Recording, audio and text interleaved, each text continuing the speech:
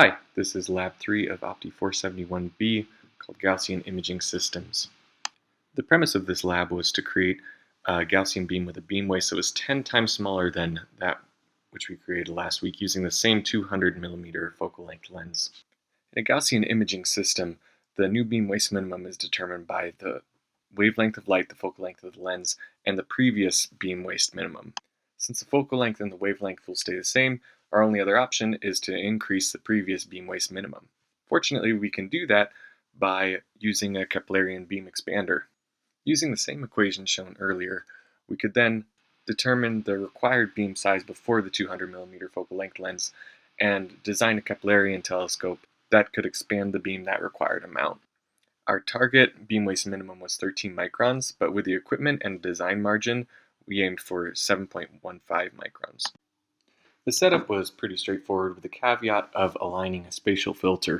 A spatial filter is used to filter off the high frequency noise of a beam.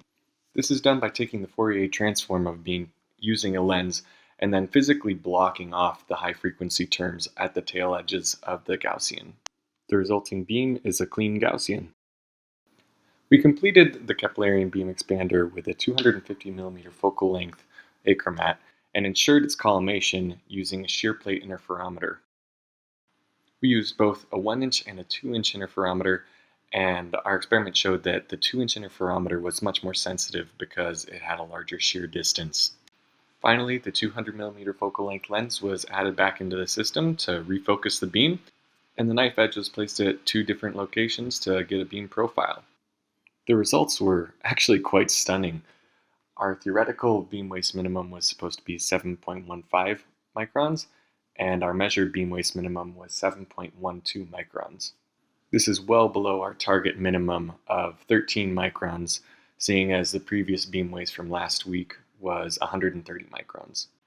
And that concludes the lab. Thanks so much for listening, and I'll see you again next week.